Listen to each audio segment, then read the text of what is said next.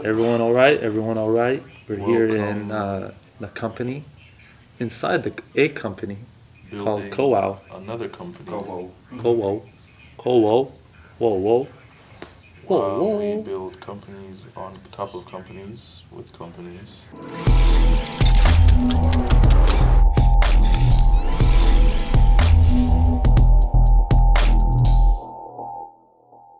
Doing that. Did your ball shrink? Like, what's going on down there? There's not much. I can't really get any smaller, bro. Alright, so welcome. This is episode 4 now. We haven't really kept count, but this is our four. Yeah, Robert, hold up. Our first one wasn't that good. Yeah, I mean, y'all gonna see that on the Patreon or something, but this is our first guest episode, so I want to introduce my guys. Had to make sure that you guys are the first people on here, so if you want to go through, introduce yourself. How you doing? I'm AJ. You can follow me on the gram as Just City AJ.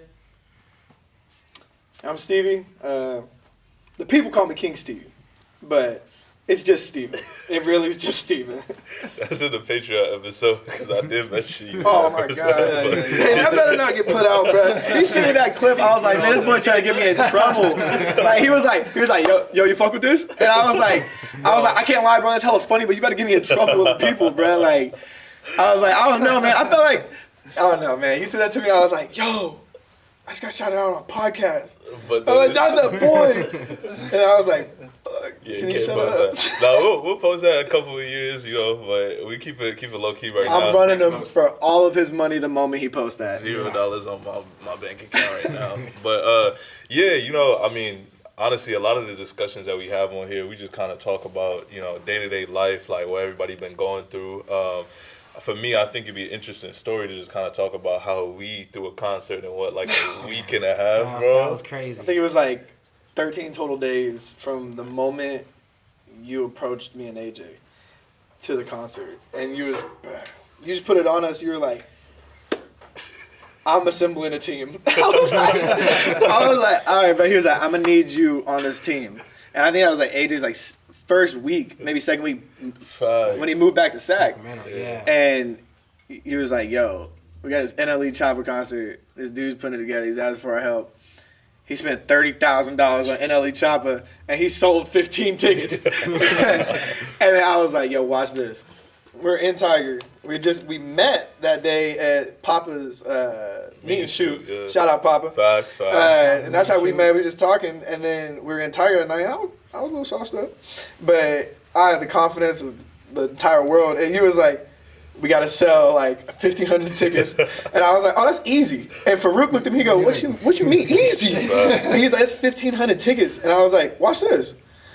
I grabbed 3 dudes just standing in the corner of Tiger. I was like, hey, y'all can have backstage passes and come to NLE Chopper concert for free if you can sell me 50 tickets. That was good marketing. That's solid. Yeah. Yeah. And then we did run that up. Yeah, we did run that up. Bro, honestly. I don't think I sold a single ticket myself. You didn't have to. Nah, and it was the wild part about all of that was first of all, I did feel like Tony Stark for a second. It definitely was one of those moments where I'm like, yeah, I got Thor with me, and then I got the Hulk, and we just gonna rush it up. But, it was big because I felt like that was a moment where it made me understand how easy it was. Not even easy, but if you were around high-performing people, the things that seem difficult become so much less because you got hella people around you that can help with it. You got bro on, and even Chris. I've been listening to his music and everything on the gram. He's He doing been his going thing. crazy. Shout out Chris Manson, man. Check him out. Yeah, so everybody been running it up, and I think that event gave us a lot of confidence as well. Nice. You know what I mean? And I remember we was all decorating that upstairs area we don't know what this is gonna be. We're gonna call it VIP Plus. Never heard of it before. Yeah, we were just making stuff up, and we did it. We just kind of just winging it, and I don't even know how we ended up getting all the supplies we did. Yeah. But it was we're just surrounded by talented people at organizing stuff. We were the best team ever.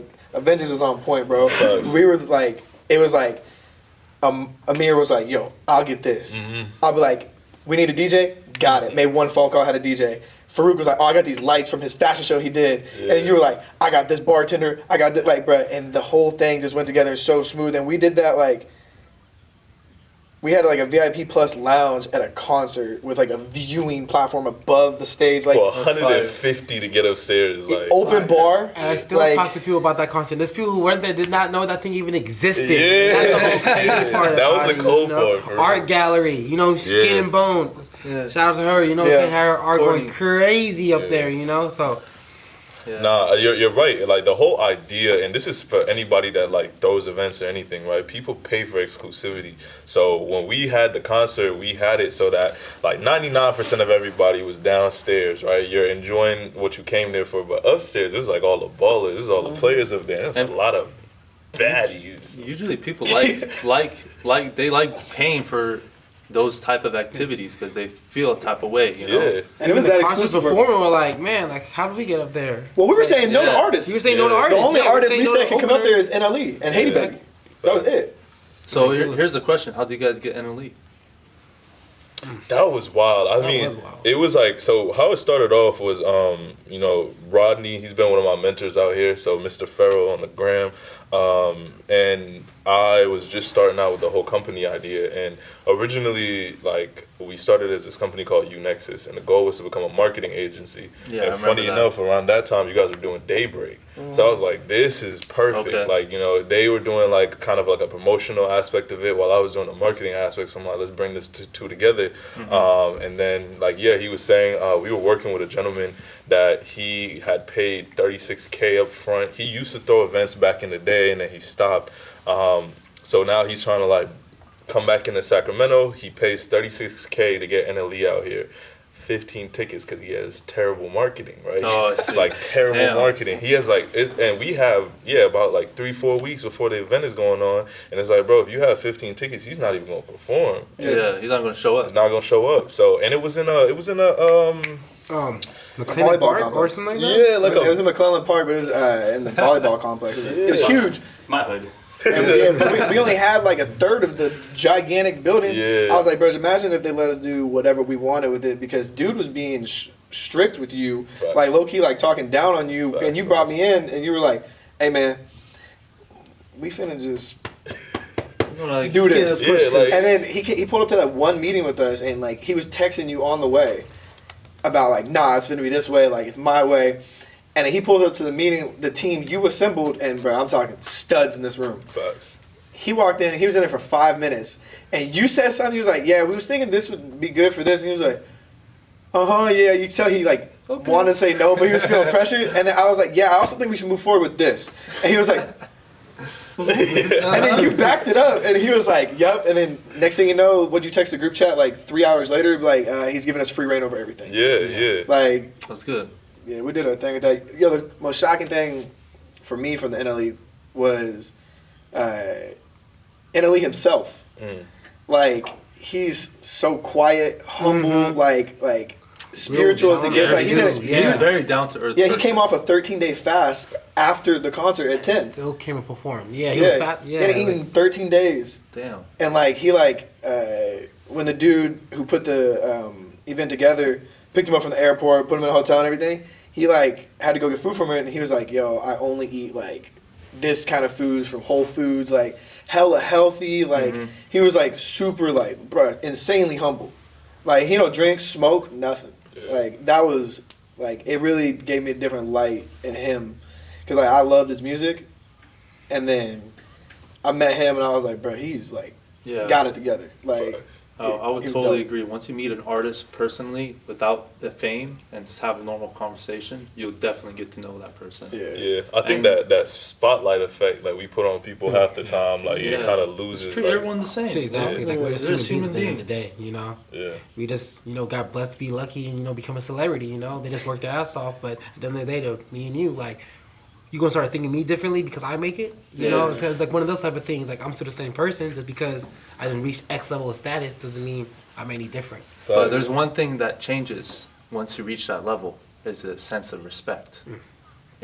Some people don't respect those people above us, or they're trying to get to that level. Haters. Do you to think be that? honest, Do you yeah. think Exactly. that? Do you think something like that is because they feel like the person who got there doesn't deserve it? Like, where does that come from? You It gotta know? be envy. Like it has to be envy, because like it ain't jealousy because they don't got it. And jealousy's fear is losing something you already have. Yeah. So I mean, they're just like they're green with envy, and like it's real easy to wake up and you see LeBron made another like 100 million, and he's now like 1.5 billion. Like all this, like it's easy to wake up and be like, "Fuck that! I want that. That could have been my money." Or every time somebody wins the lottery, man, fuck him, bro. It could have been me. Nah, bro, like be happy.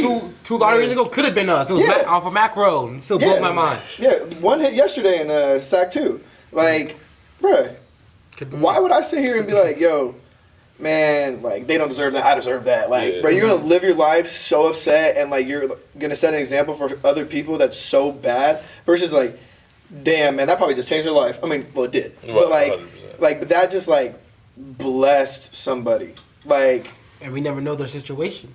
Yeah, you know, like they could have been down on the last. They could have been ready to give up. Facts. You know, facts.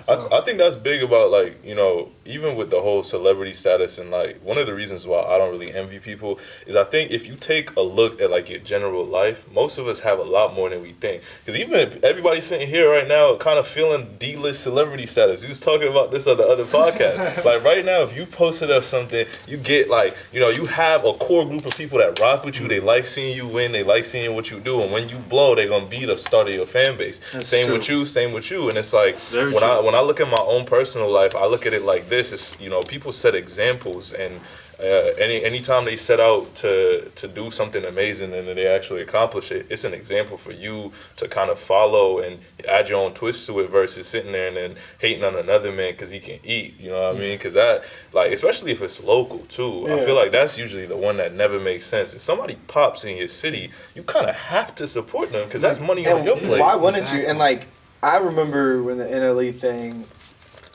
like that. I mean, that clearly brought us together. Like, me and you were like left and right hand, peanut butter and jelly. Like the dude that was running the event, we literally told him at one point, we were like, "We got this. Go sit down. Like, go." Like, and like me and him were like the best duo ever. We texted about it for a week. Like, man, we the best team, man. Like, we was hyping up. But like, you were like still kind of newer to SAC, and man, I kept telling you, bro. I was like, "This city's special. Shout out to Sacramento. True. Shout out to Sacramento."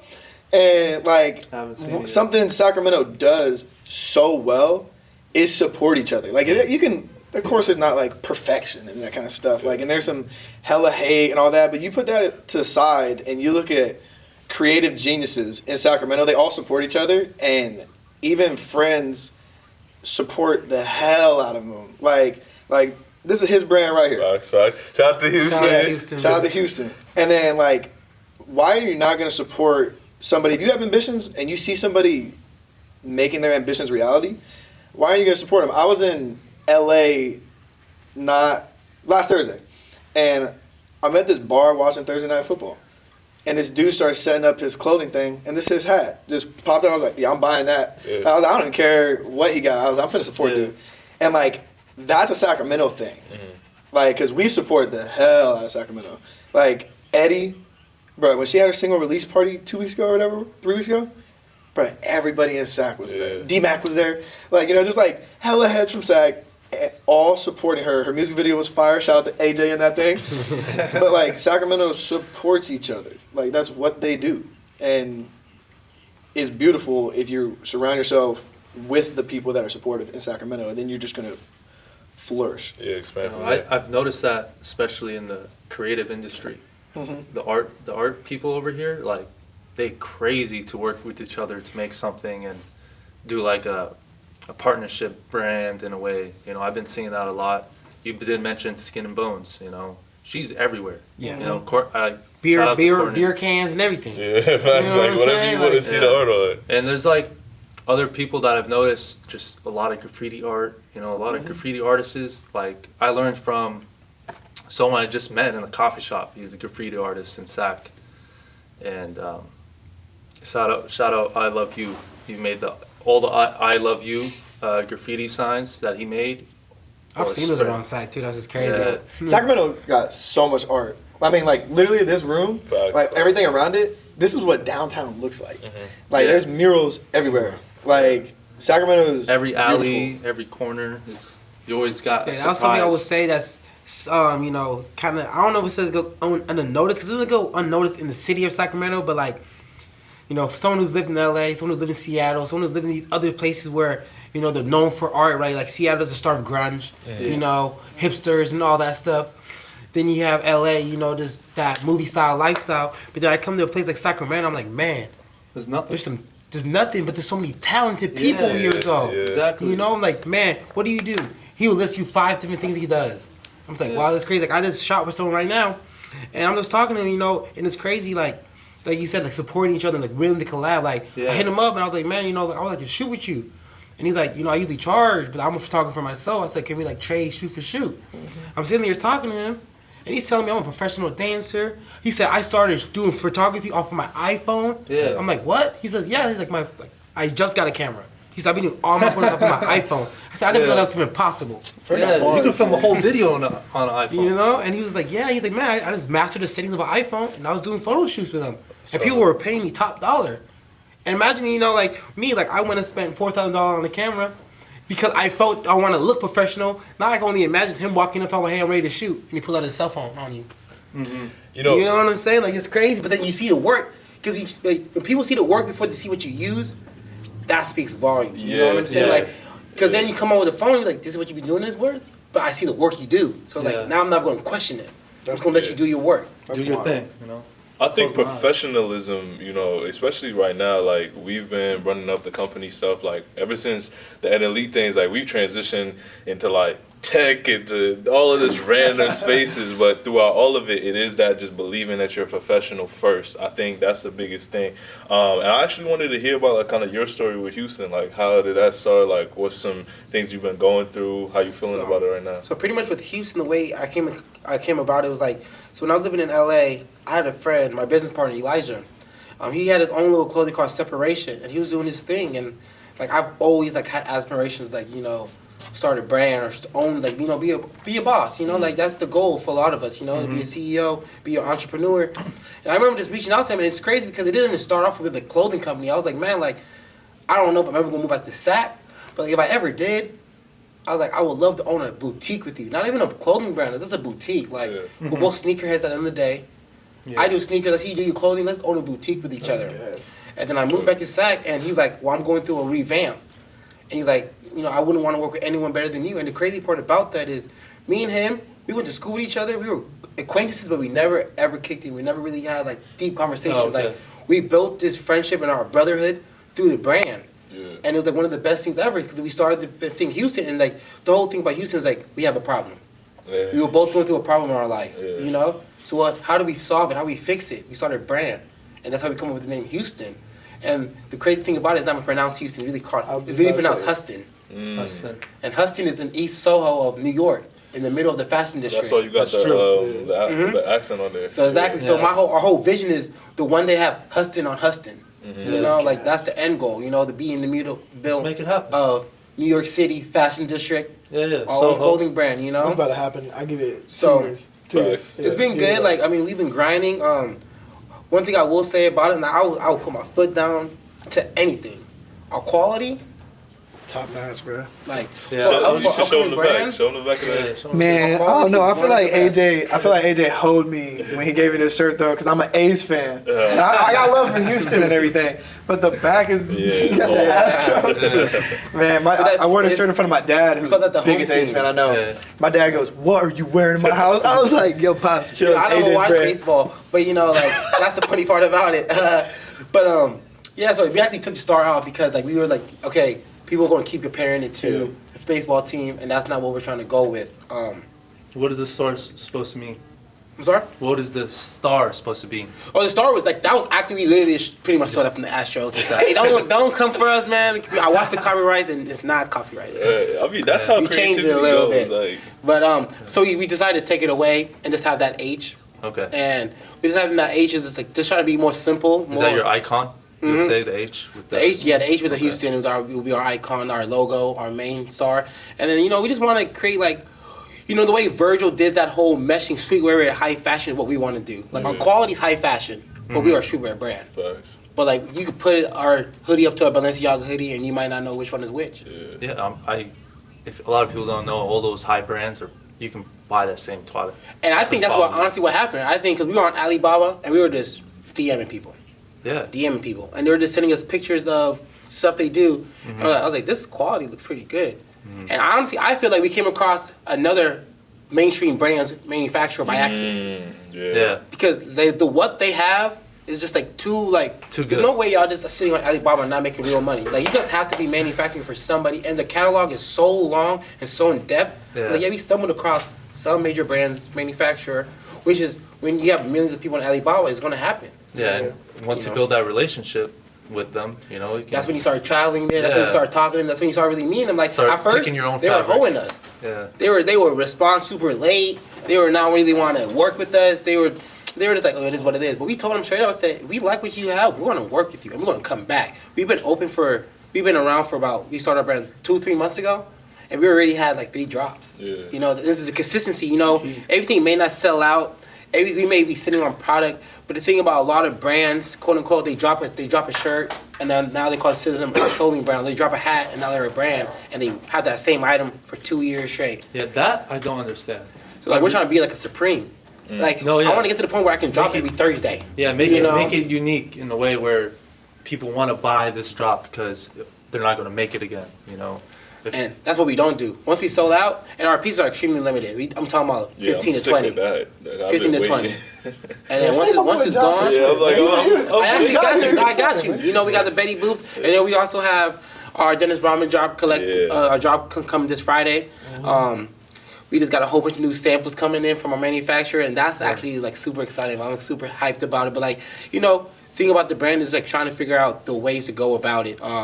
Because we used to do the pre-order, we realized the pre-order wasn't really working for us, so now it's gonna do less drops, but now we're gonna be able to have it on hand because people are gonna ask for it. Like, hey, you have a shirt? I'm like, well, it's a pre-order.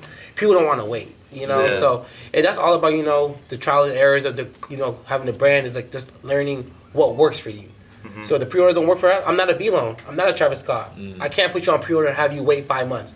You're not gonna do that. You're gonna start chargebacking me real soon. Yeah. So I realized it didn't work for us. We're not there yet. So time to come back.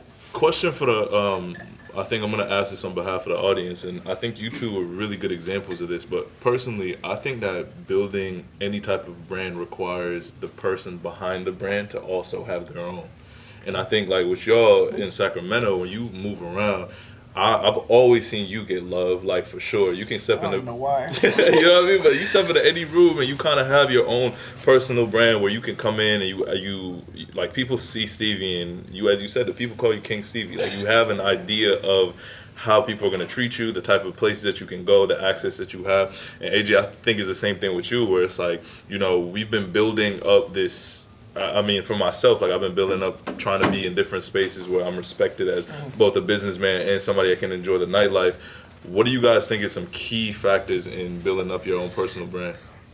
I would say honestly, just being yourself, and I think that's really what it is not converting to nothing. Like people who know me, like if you know me since I was 13 years old, you can say I'm the same exact person. I have not changed one bit. He is. I have not changed, not even in style. Like the only thing that changed with me is that my brands got more expensive because I got more money. But I was wearing this same type of outfit, but it might have been H&M, and you know what I'm saying. But now I'm putting it on the brand, but it's the same way I still dress. He was the flyest guy I've ever met in high school. Don't let him try to downplay this. But AJ was the flyest dude ever. I was just telling him the other day that the day he told me, it was like this time last year actually. The day he told me that I'm fly as fuck, like I got hella fashion sense, like he respects my fashion sense. All I was thinking, I was like, bruh, like in high school, AJ was the flyest dude, and I ain't have money for shit. I had like one pair of Vans for like 2 years, but I had the biggest ambition to have fashion drip. And bruh, AJ said that to me last year, bruh, I almost cried. I was like, yo, this dude I respect hella in fashion just said I got drip. I was like, yo, not the fanboy, one of my best friends, but like, I was like, yo, that's love. Yeah, that's love. Yeah, and then that kind of ties into your question, because at that time when he told me that, I was like, a week after that, I told him, I was like, yo, like, I'm so happy in life because I'm becoming everything I ever wanted to be. Yeah. Like, I'm confident, I'm respected. Anything I say I'm gonna do, I do it. And like, I always wanted to have drip. I always wanted to have a good beard. got blessed. Like, Been so trying like, for so long on that he hates beard, on the boy, beard, man. I just shaved to start the cycle. I don't think it's gonna come down. So. But to your question, and you talked about how when I walk in a room, like you are your own brand, and I walk in a room and expect love, because I'm not gonna sit here and not give anybody love. Like I walk in, I dap up security every bar club I walk in. I say what's up to the managers. I tip the bartenders well. I'm really nice to everybody. I ask people how their day's going. Like, you know, I'll give a server a break when, you know, they mess up, or like a bartender, like the drink tastes like shit.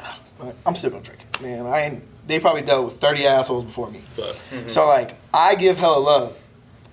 So I expect it back. And like, that's just something that just came inside, because I spent 3.5 years living in Japan, and then I came back to SAC August of 2020. We're in a pandemic, and stuff's like not really open. You got a couple bars, like outdoor places you can go to, and so people really didn't know me like that. I didn't really pop out for like my first 6 months back. I slowly just started going out, and then people started like saying what's up to me. I was like, all right.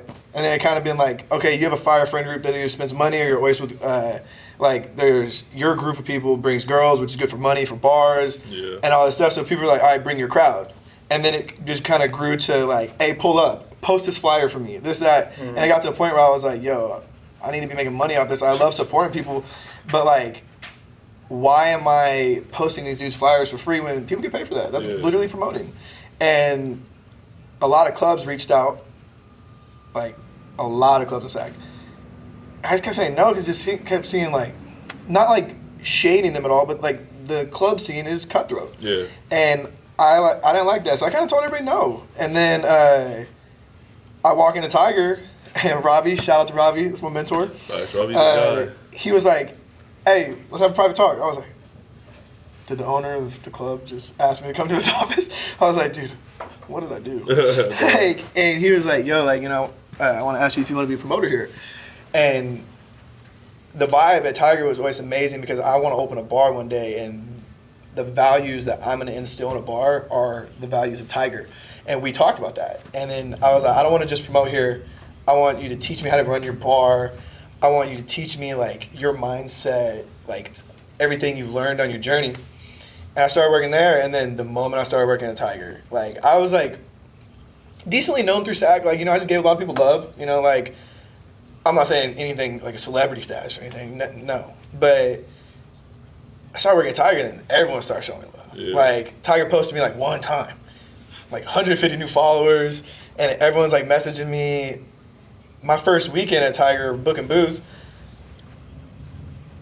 I was like, yo, how many booths do like people normally book a weekend? They're like 2 or 3. First weekend I popped 5. I was like, all right. And the next weekend I did like 7. Next weekend I did 9. Then like I think I had it might have been 9, but I was killing it. And then they were like, bro, like you're changing the game. And then next thing you know, all the other promoters started booking that many tables too. Yeah. And then we were popping off after that. And I was showing so much love to the city, like, oh, it's your birthday, let me take care of you tonight at Tiger. Like, and it's not even for the money like that, because like I can go to another city and make hella money, and promoting's my job. That's not, like, I just like a safe party scene. Mm-hmm. And Sacramento needs that, it has that in Tiger. So I was just out there having hella fun, showing all Sacramento love, and they just showed it back. And that's how the brand was built.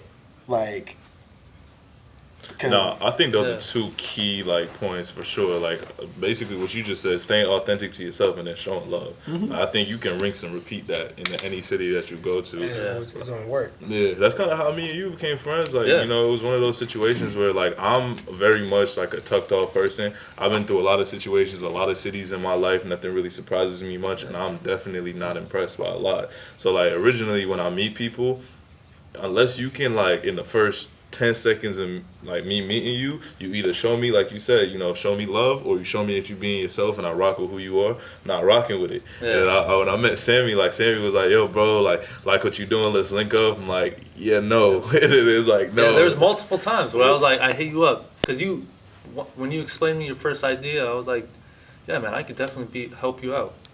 And when I hit you up, no response, you know. Then that's how I got Kowo. I was like, hey, what's up? What's the update? How's everything going? You told me, you know. I was like, hit me up. And then eventually it just happened, you know, over time, you know.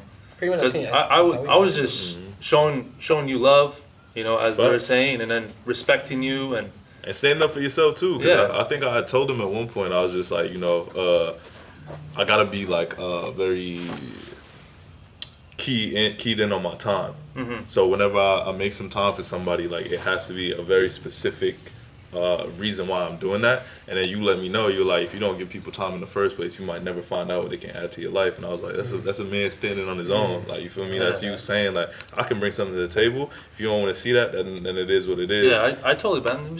Let me just show you. Let me show you my design process, and you take it as you take, you know? Facts. Yeah, and I think that's cool, bro. Like, honestly. And then, yeah, I mean, we met in kind of a similar fashion. I think it was New Year's. So, crazy thing is, like, I met you the day of New Year's, and the only reason I was there is because of him, you know what I'm saying? So it's like almost everything was aligned for a reason. Like I was like, I had not moved back to SAC yet. It was New Year's. I just celebrated my birthday. And I was like, man, like, you know, like I'm really trying to pop up as a photographer out here. Do you think Tiger will let me? So I kind of like, see, I was like, you think Tiger will let me shoot? If it's not, it's cool. Mm-hmm. He went out and reached out to Robbie. Robbie said, yeah, let him bring his camera out. Next thing you know, I turned up to be that photographer of the night. And then I think I seen you and E-Man walking up the stairs. And then I was like, hold on, let me get a picture of y'all, you know? And just off the rip, it was just like genuine love. I think we had like a 5-second conversation. You just told me what you were about. And I was like, I fuck with everything you're saying right now. Yeah. And then, you know, like, it was almost like kind of like that, you know? Like, we didn't get to speak too much, you know?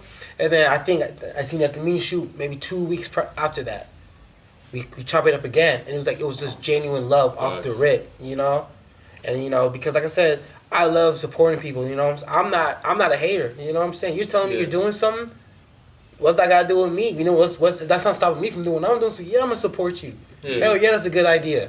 Chase that, you know what I'm saying? Because what's a dream without chasing it, you know? Yeah. Just another idea. This city's full of places without an idea. And that's what he told me. You know what I'm saying? Yeah, there's ideas flying around. It's just grabbing it and starting it. And executing. Well, everybody got it. What he's saying that I told him was when he moved back, like him coming back, like was just like the stars aligning, everything in our life was going right. I think last November I went down to Long Beach to meet up with my rackmate from boot camp in the Navy, and I posted I was coming to Long Beach, and AJ hit me up. He was like, yo, I live here, like, let's link. And I was going down there to see my boy Carlos for one night, and then go to San Diego the next night. And I was like, yep, I'll hit you when I'm down there. And I really wanted to see AJ, but I had plans with my boy. So I was like, yo, like, you know, if we just don't cross paths, I'm going to be okay with that. But I would really like to see him, but I am not going to, like, push my entire plans that I already had away. Yeah. Like, and it was like right when I got to Long Beach, I turned my car off in Carlos's driveway. It was like I just blacked out and just did everything to link with him. And we ended up staying at his place instead of my boy Carlos's. And AJ had work at like 8 a.m. Bro, we were up till 7 talking. That's how it be. Yeah, like if we go back to freshman year of high school and we played football together sophomore year, we was so bad. But I threw him the ball out. Y'all play football? Yeah. Oh, yeah. He was my favorite receiver sophomore year. We sucked, though. Yeah. But he had like a 3-touchdown game, and I think I had 5 total tugs that game. Yeah. I think I threw 5 touchdowns a game, but threw 6 picks. Oh, so you just slugging. We were in the worst offense ever. But anyways, like, the stars were aligning to our friendship to grow, and like a week before I went, I was like, I want somebody to go on this journey with, like, to be like motivated to lay the foundation for the rest of my life, for my ambitions, all this. And we shared all these ideas. That's why we're up till 7 a.m. talking. And next thing you know, like, something happened with him down there, and I was like, bro, move back to SAC. And I told him when he came back, and I was like, you're not moving back here just for no reason. I was like, bro, we're finna create something.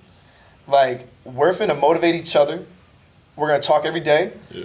Like, I'm gonna ask you where your motivation's at, where your mental health's at. I was like, you're gonna ask me the same. Like, and like these are ideas just bouncing off each other. It's not me just saying all this. And he moves back to SAC, and I was like, bro, he said he wants to start a clothing brand. And I was like, we should make our own brand. And that's when we came up with the Daybreak thing we did for a stint. And I was like, yo, Sacramento is a city full of ideas. Everybody got an idea in Sacramento, and this isn't shade, but like everybody has. There's so much ambition in this city. Everyone has this idea, but nobody ever follows through. Yeah. And like I was like, AJ, we are not that. Yeah. I was like, you are gonna create something, and we're gonna watch it happen. I'm wearing a shirt today. Facts. So not even a year later. So like Sacramento, you follow through with your ideas and believe in yourself because there's greatness that comes out of the city. Like greatness. Like people don't even know that person's from Sac. So that's really where like we clicked on that too. Like, and that's what he meant with the everyone got an idea. Like when we linked, I was like, oh, he for real. We left that meeting that we had at Farouk's office. Me and him called each other. We maybe been driving home for like 5 minutes. Like we had been separated for like 5 minutes. I call him at the same time. We go, this motherfucker different. When we had that meeting with you, it changed, like, it literally changed my whole mindset on really hustling and getting it. Because you're like the definition of, if I'm going to do it, I'm going to do it. Nah, for real. Appreciate that, bro. And honestly, you too. Like, both y'all two sitting right next to me, like, everything y'all say y'all going to do, y'all do. And I feel like I follow the same suit, you know? Like, if I say I'm going to do it, I'm going to do it. You know, I feel like that's something that's very important. That's why a lot of people lack a lot of things because they don't stand on stuff. Facts. They don't stand on their own morals and their own word. If you can't stand on your own word, how am I going to trust you in any aspect? Yeah. If you're not, you know? If you out here saying you're going to do all this stuff and you never follow through with doing it, to me, I see that as disrespect. You don't even believe in yourself. Yeah. Weak character. Yeah, like, and I don't care how offended somebody's going to get from me saying that, but like, bruh, like, if there's a 3-story building, and you're like, yo, you can't jump over that, I'm gonna look like the biggest idiot trying to jump over that. But I believe in myself. Like, I'm gonna do it. It don't matter how unrealistic it is. And like, there's been so many things that we made possible. The NLE Choppy event, bruh, we were in the shittiest situation, and there was never a doubt in my mind that event was gonna suck because I was just like, bruh, big on manifesting and everything, and I was like, bruh, it's gonna be great. And then like we were setting up. And I'm kind of like assembled my own promotion team to push some tickets out. And one of them said, like, what if this? What if that? And I'm a little too direct with people sometimes, and like, it can be taken as like an asshole. I was like, bro, you better shut the fuck up.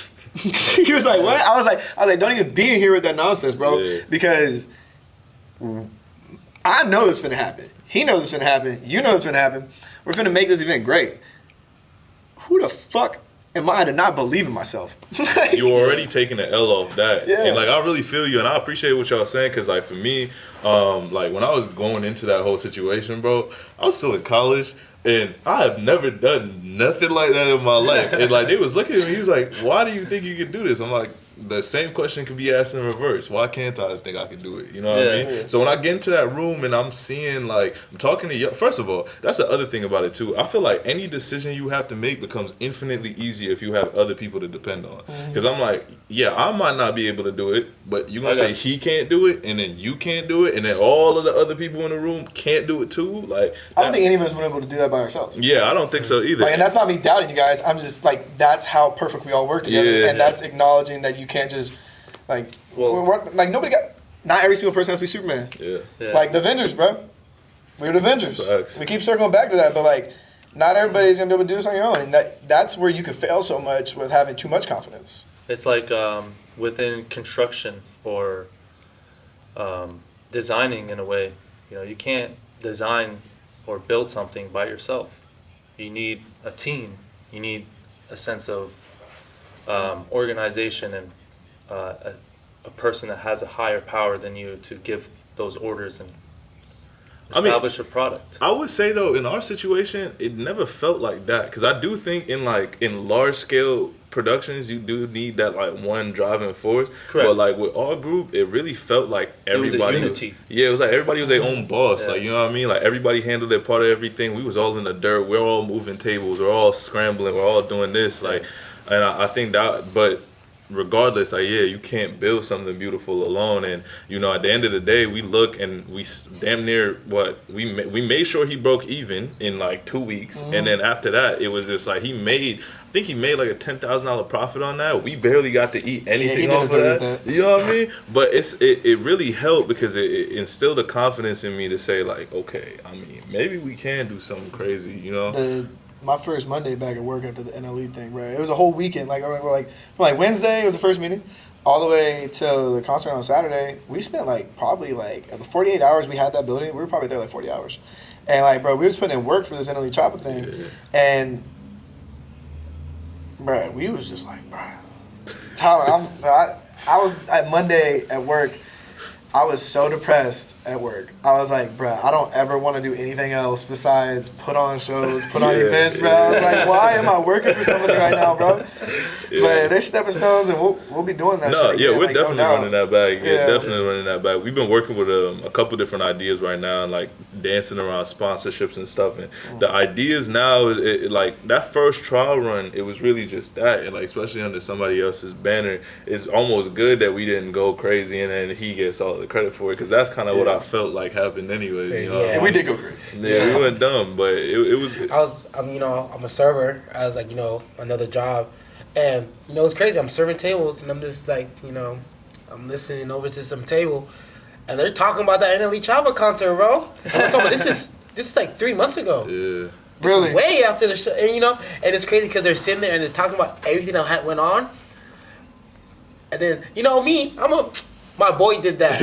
Yeah. You know what I'm saying? Me and my boys did that. Yeah. I'm going to let them know, because they talking about, like, we was not even a part of that. But it's okay. Like, we don't need the credit. But just to know that what we did is so great that they can still speak about it to this day.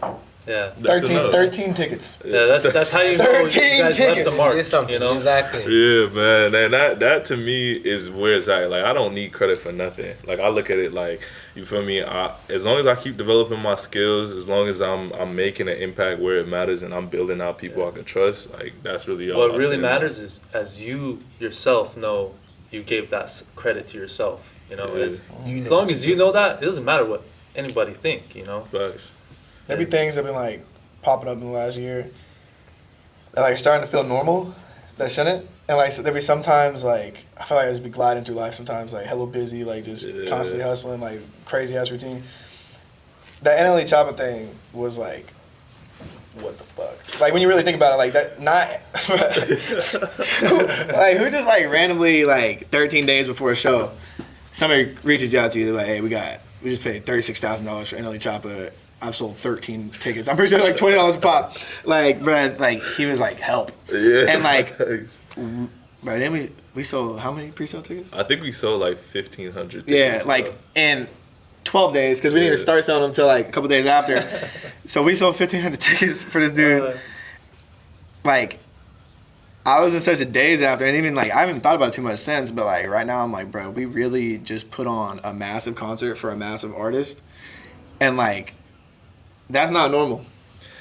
I've been struggling with that a lot lately, and I feel like it's low-key imposter syndrome. And even with, like, you talking about having a clothing brand, I think in our generation where it's become so it's kind of easy to start your own brand and start your own company and stuff, we forget that 99% of people on this planet aren't doing that. 99% of the people on this planet can't go and, like, I know you're not waiting in lines. Like, you know what I mean? No. Like, so I'm like, people, when you say, like, that, I keep saying it, D-list celebrity status isn't something that I won't claim no more. Because I'm like, when I move around any city that I'm in right now, I'm getting love that I wasn't getting before.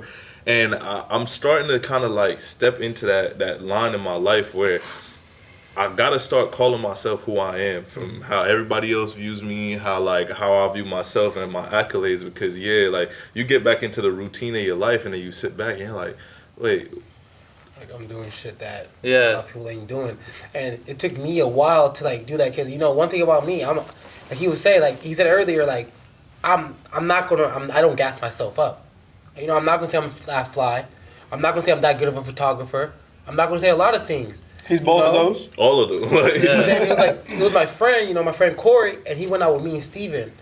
And he literally went back to his house and he's like, bro, like I'm not gonna like he's like one of my childhood friends. He's like, bro, like one thing about you, and it proved it tonight, how I seen how you and Steven was moving. He goes, bro, you're a local he was like, you're a local celebrity, bro. He's like, you're really like a hometown hero. Like when you come home you get love. It's like I didn't really understand that. Now I feel that, it feels good when you walk into a building and everyone's like, hey, you're here. You know what I'm saying? Like, the night just got better. You know what's better than that? When you're walking, just going throughout your day, randomly someone says, what's up to you, you know? Or someone just knows you. Or you go to a restaurant, someone sits next to you, like, oh, What's hey. up, bro? How you been? Yeah. Yo, and that's something that happens a lot, dude. That's it don't matter where it's you crazy. You know, I'll be walking through Garden. I can be eating at Kobe Steakhouse. I will run to somebody everywhere. I didn't run into someone at the airport in Seattle once. You know what I'm saying? It's crazy. And it's like the fact that, you know, people show you that love. It's just like, it just goes back to being, you know what I'm saying, true to yourself and just being, you know, humble and authentic and genuinely, like, just being a genuine person. You know, a lot comes from being genuine. Yeah. You know, and I think that's something I pride myself on. If that's the only thing I'll ever gas myself about, is I'm genuine. Yeah. I'll stand on 10 toes with that one. Like, you gotta believe you're genuine, or else you're not gonna be genuine. Right. Exactly. Like there's a lot of things we've just spoke about that, like, the first step of achieving anything is thinking you're it. Like, if you're trying to be something, like, bro, like, if you're trying to be a photographer, well, first step, think you're a photographer. Like, you know, like, if I want to go be an actor, if I decide right now, I'm going to be an actor, first step, just thought it. Like, and I said it out loud, maybe I write it down, I journal it, it's now reality. If I've said it out loud and if it's written on a piece of paper, it's now reality. It's no longer imaginary. It's that follow through that you talked about. Like, you got to actually put some steps in. And I think, you know, that's a great lesson to take from this. And I mean, it's really the biggest key to everything that we're doing right now. You know, starting a small podcast, starting a company, starting companies, like throwing events, doing all of that. Like, the key is to really believe you're it when you started off, and that's definitely a great clip to close it out on. So if any other last shout outs y'all want to give, you know, you mentioned Robbie, that is somebody that we'd love to have on the podcast as well, because you are definitely somebody that, if Robbie show you love and sack, you're good. Oh, yeah. You know what I mean? Yeah, you're good everywhere. Like, so, you know, we definitely appreciate y'all coming on, but yeah, any closing? And just shout out to all my people, you know, shout out to my business partner Elijah, you know, shout out to my mom, my dad, you know what I'm saying? Josh, man, you know, shout out to the people of Sacramento, really, you know, truly. Shout out to everyone who shows love, you know. The man behind the camera. Yeah, shout out to the camera, man. Mr. Robert himself. Yeah, for sure, man. And, you know, we appreciate y'all tuning in. You know, small audience right now, but we strong. We've been running it up. So shares, likes, all of that really help out. And we'll keep bringing on guests as you can hear our stories. Not all of them are going to be, you know, situations like this where we all know each other. But it's just to show you that, I mean, we've only known each other for maybe... I just met you guys. Yeah, I met this guy 20 minutes ago. How you doing? Hold on. Before we get off here, I got to ask, because this is drip. Is that lens square and that one's round? Yes, sir. Are those prescription? Yes, sir. This guy's so fucking lit, bro. Yeah, I got them special made. That is dope. Bro. I ain't gonna lie, I was staring, and I couldn't figure out why I was like so staring at the glasses, but now it makes sense. When I tell you that Sammy got the most like understated riz ever, like we was out to dinner, bro, and like Robert could talk about it. Like Shorty came up to the table and he was like, "You got a discount for me?" And she was like, "Yeah, 916," and started listing off her numbers. Yeah. Oh, this guy. So on that note, revert to episode 1, how to get hoes, if you want to figure that out. Yeah, we appreciate y'all, man. Hey, we got to run some clips from NLE. Facts, in this video, facts, have the picture. Like, our picture's iconic. And also, bro, we gotta run shit like to show people what we did, bro. If we're talking about it in the video, like at the end, let's clip something, bro. Nah, we can definitely. We have a lot of footage from that. And shout out to my boy Carney too. That's where he got it started. But Carney popping off. Running it up. I mean, he didn't have to do the whole 0 followers thing. No, man. Hey, we gonna talk. I'm messing him, bro. I show him love. I love Carney. He coming out here in a little bit, so we gonna talk about that too, cause we all kicking it, man. Yeah, he on his little Kanye vibe right now. I seen that the video. I was like, yo, boy, popping off. Yeah. I seen 0 following. I was like, I thought we were friends, bro. Yeah, buddy, you follow me, but know what it is. It's social media, not life, so we keep it there. Exactly. We know who we know in real life. That's all that matters. You know? That's important. It. But yeah, bet. Welcome to the company. See you on the next one.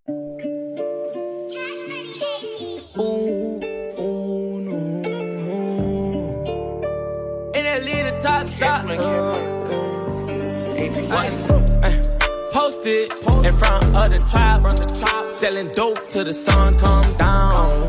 Take a fuck nigga right off the map. When I hit him with this whole